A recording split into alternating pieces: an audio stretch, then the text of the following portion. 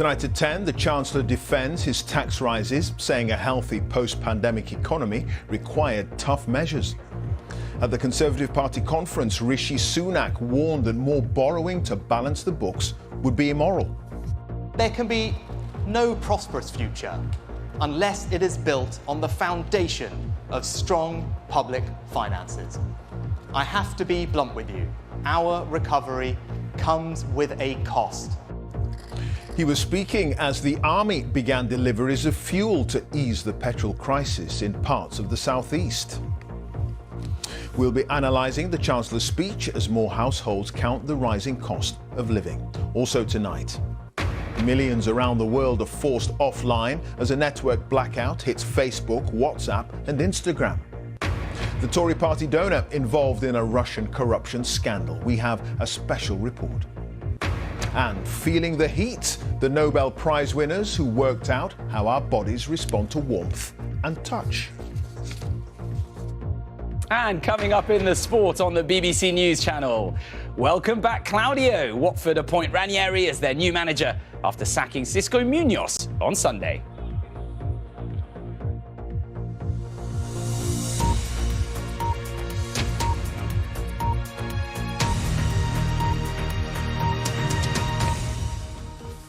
Good evening. The Chancellor, Rishi Sunak, has defended the government's recent tax rises, saying funding and economic recovery after the pandemic comes with a cost.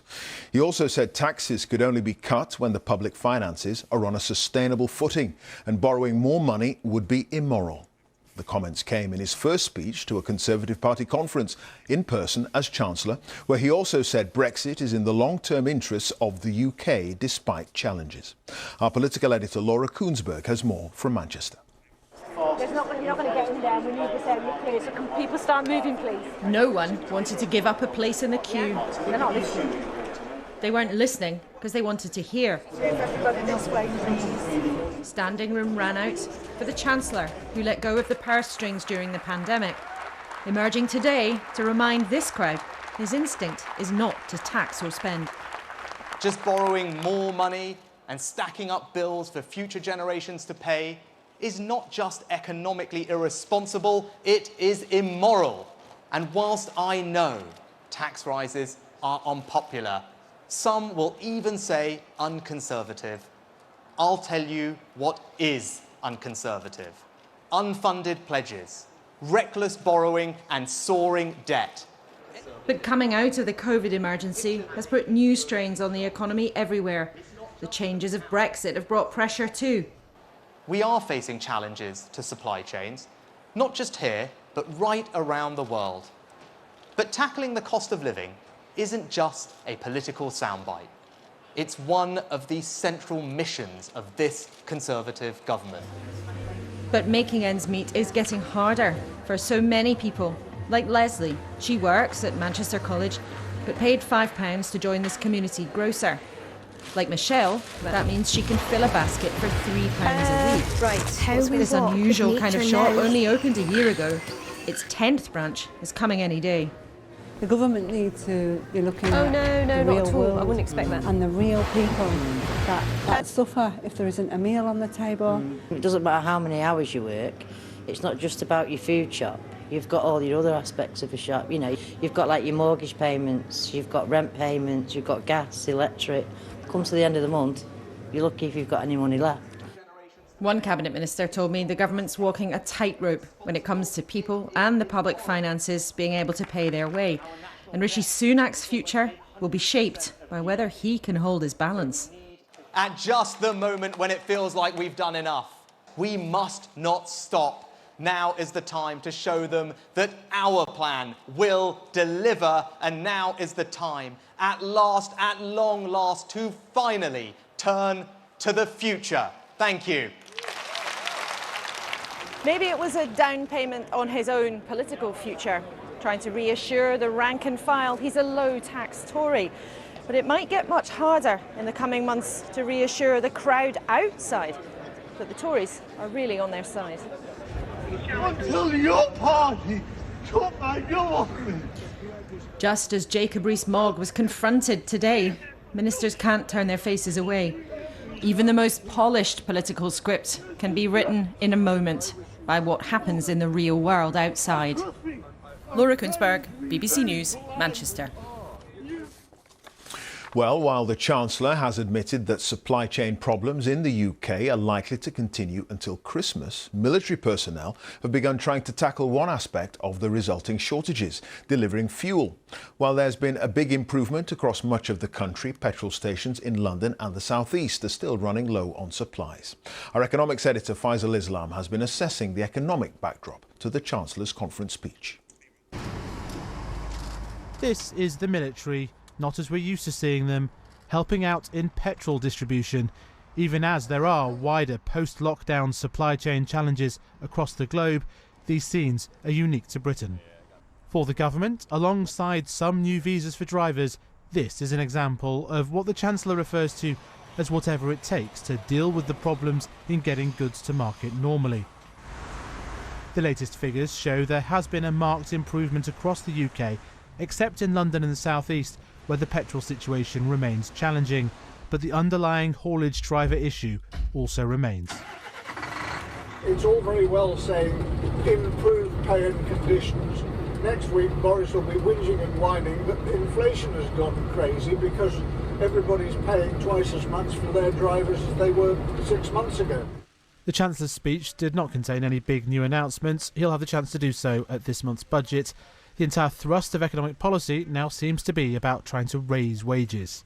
So far, it doesn't look as if overall there is a significant increase in wages. What really needs to happen is that workers and unemployed people can have the best possible opportunity of moving to the places where there are the shortages of workers, where there are vacancies, and that means signalling that in those particular sectors they can earn more. Farmers made their concerns clear outside the conference.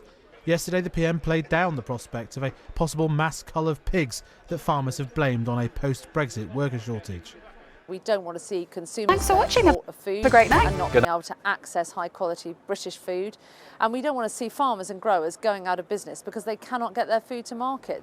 The Chancellor's long-term economic optimism faces some serious short-term challenges. The worker shortages and supply shortages are having a material impact on, for example, the Bank of England's forecast for the economy, on household disposable income, on consumer confidence. And it's not just hauliers and farmers questioning whether the government's really doing whatever it takes to solve this issue. They were joined today by a prominent Conservative and Brexit-supporting retailer. The chief executive of Next, Lord Wolfson, said that cash alone cannot conjure up enough workers and warned that forcing a rise in wages could simply lead to a 1970s-style spiral of rising prices. Right now, even keeping the normal wheels of the economy turning requires some pretty extraordinary intervention.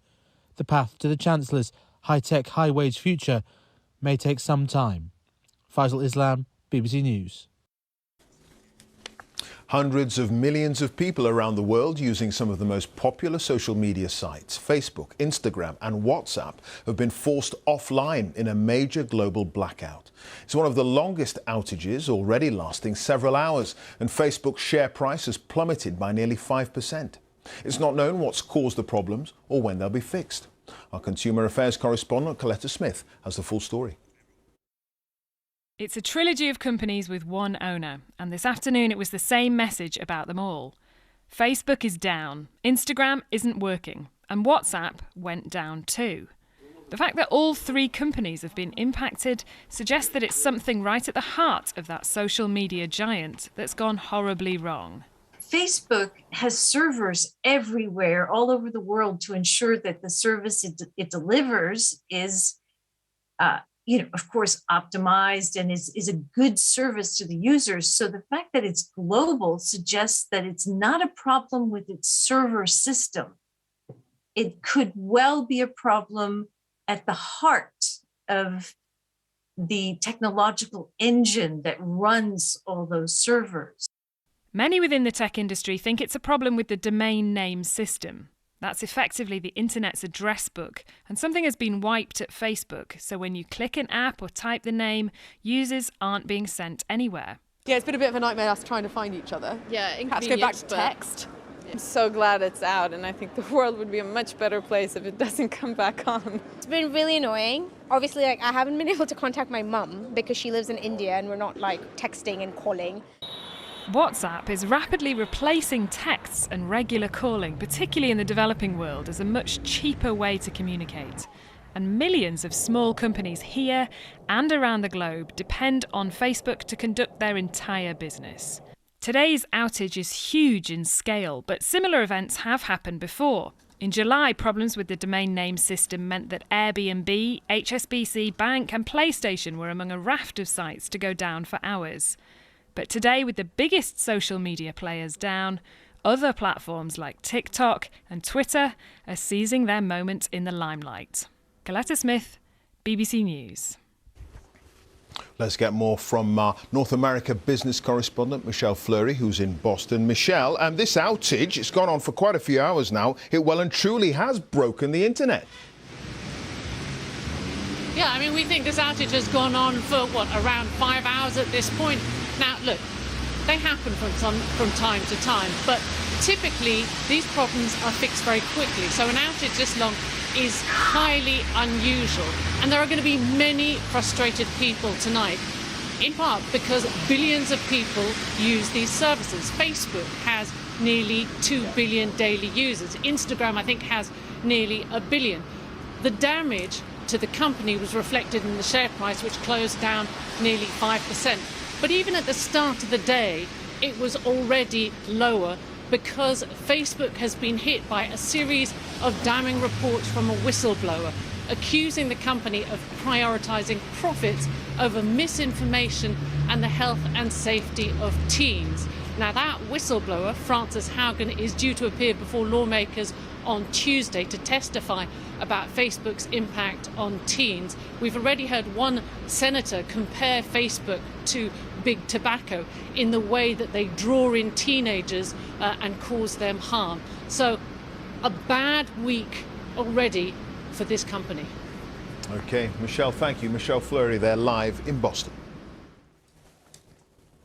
A secretive Russian whose businesses have backed 34 Conservative MPs has been involved in a Russian corruption scandal, according to an investigation by the BBC's Panorama programme.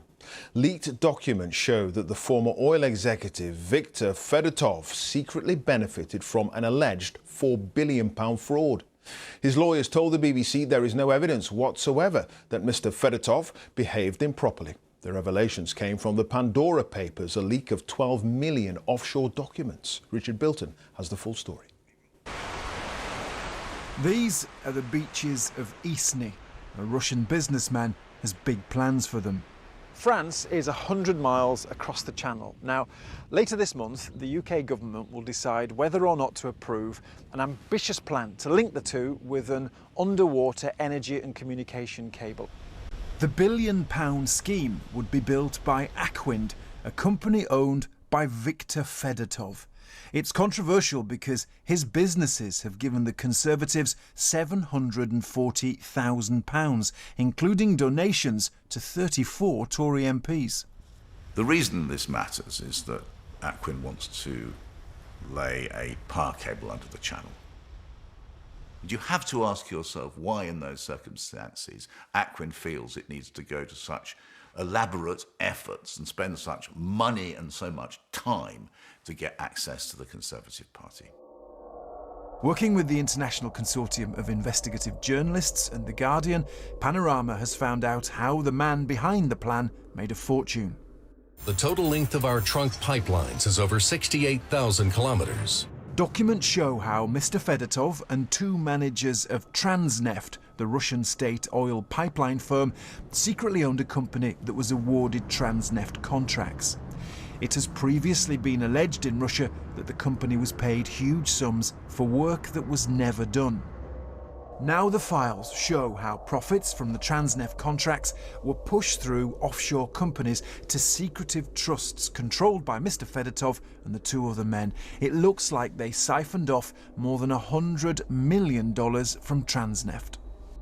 If people are able to construct a scheme whereby they can extract for doing nothing, $100 million plus out of government funds, then the real loser are the men, women and children who rely on the government to give them education, health, roads, social services. Lawyers for Aquin and Mr Fedotov said there was no evidence that funds were embezzled from Transneft. Mr Fedotov denies any allegations of wrongdoing, and he never had any interest in British politics and has operated in an open and transparent manner. Some of the money from the alleged fraud ended up in the UK, helping to pay for Mr Fedotov's impressive country house. It also funded his company, Aquin, and its donations to the Conservative Party. The Prime Minister today defended the vetting process. I see that story today, but all I can say on that one is that all these donations are vetted in the normal way, in accordance with rules that were actually set up under the Labour government. So we vet them the whole time. A Conservative Party spokesman said fundraising is a legitimate part of the democratic process, and government policy is in no way influenced by donations. Richard Bilton, BBC News. And there is much more detail on the Pandora Papers and what they reveal on the BBC News website, and more information on the iPlayer.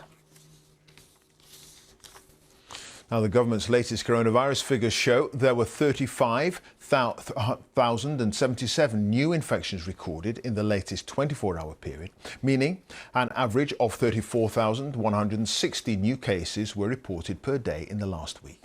There were 33 deaths, that's of people who died within 28 days of a positive COVID-19 test, although some data has been delayed. That means, on average, 111 deaths were announced every day in the past week. The latest figures on those being treated in hospital and the percentage of people who've been vaccinated haven't yet been made available. London's top police officer, Dame Cressida Dick, has announced an independent review into the Metropolitan Police's culture and standards. The move follows the conviction of Wayne Couzens, who was a serving officer when he kidnapped, raped and murdered Sarah Everard in March. Cressida Dick says she won't resign over what happened, but admits the way recruits are vetted before joining the force should be looked at. She's been speaking to our special correspondent, Lucy Manning. The Metropolitan Police Commissioner on patrol this morning, on the same streets that some women feel scared to walk down alone at night. She and her force have been rocked by Wayne Couzens' crimes, now promising to restore trust in her first interview since Couzens was sentenced. Your officer kidnapped, raped and murdered a lone female, Sarah Everard. You were his ultimate boss. It was on your watch. Why won't you resign? So these events have been absolutely dreadful. They have made everybody in the Met furious, and we depend on public trust. So today I am announcing that we will be doing a review that will be led by a high-profile independent person, and the review will look at our internal culture and it will look at our professional standards. Some people will say that that's not enough, that you need to go. Did you offer to resign? People will be entitled to their opinion. I've got a job to do. I'm getting on with it. My job now is to lead the Met through a difficult time. Couzens, seen here the night he murdered Sarah, buying things to use in the attack.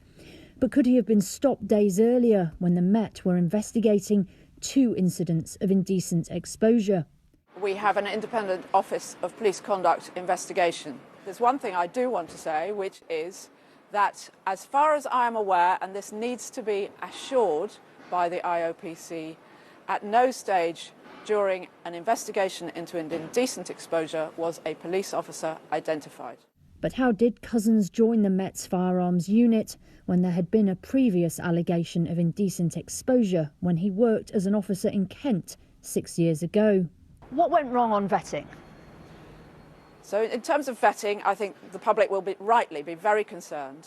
I have asked that there should be a review of national police vetting standards. Couzens wasn't re-vetted when he became a firearms officer, was he? Or when he joined the Met? I'm not going to discuss the details of this because it is actually for the IOPC to say what happened. But what I can say is that there's been much speculation about an incident in Kent.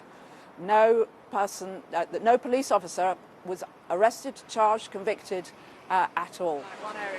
So the Met will allow itself to be examined, but it's not the public inquiry or the resignation some have called for. Lucy Manning, BBC News. Let's take a look at some of the day's other top stories. And a Metropolitan Police officer has been remanded in custody charged with raping a woman he met on a dating app. St Albans Magistrates Court heard that PC David Carrick, who's 46, was off duty at the time of the alleged offence and that he emphatically denies the allegation.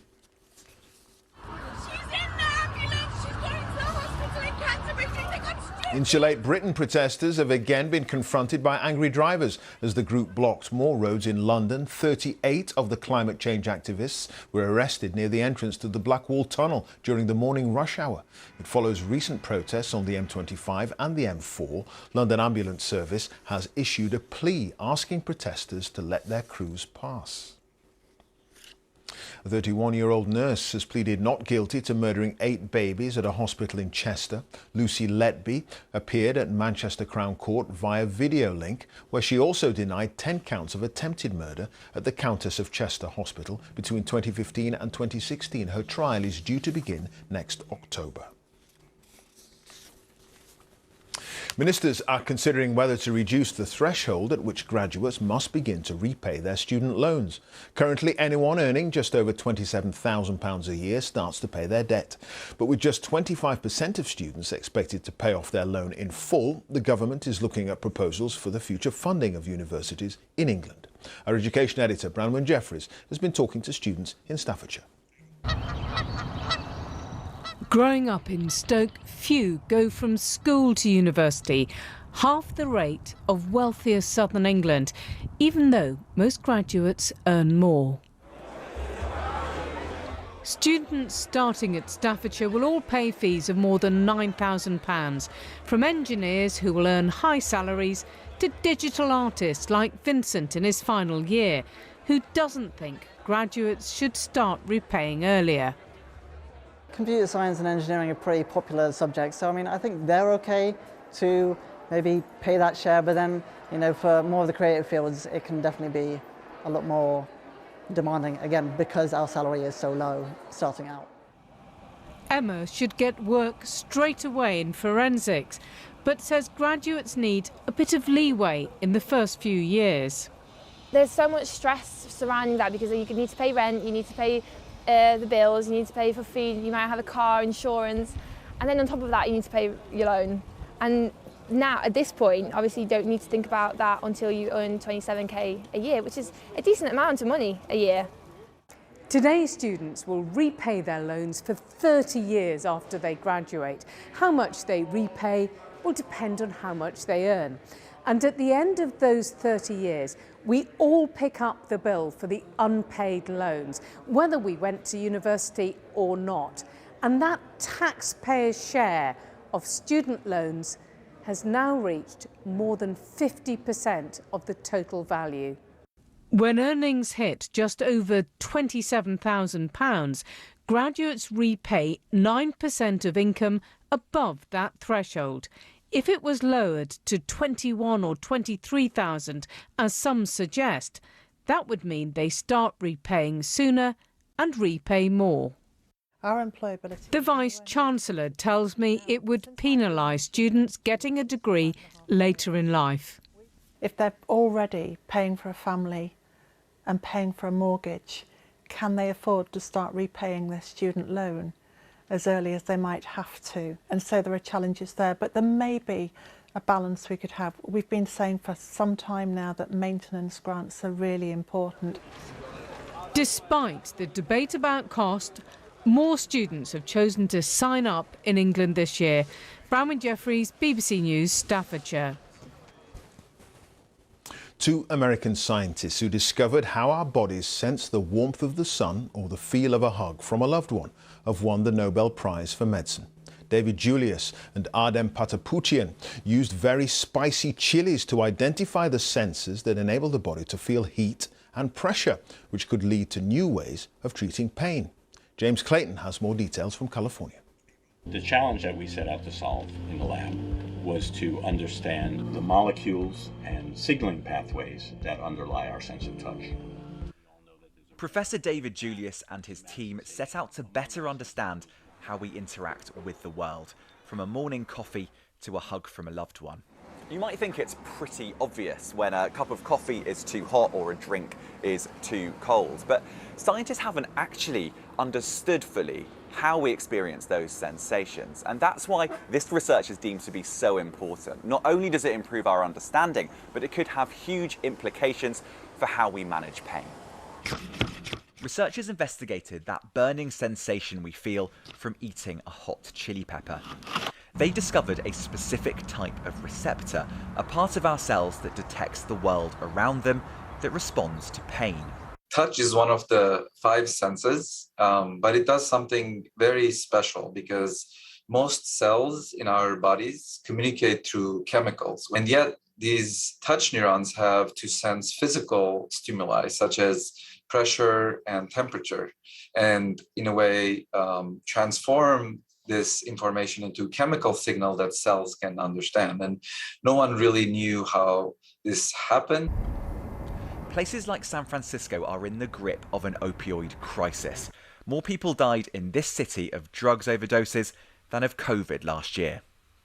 The hope is that this research will allow scientists to create better, more targeted and perhaps even less addictive pain relief in the future. James Clayton, BBC News, San Francisco. That's it. Now on BBC One, time for the news where you are. Have a very good night.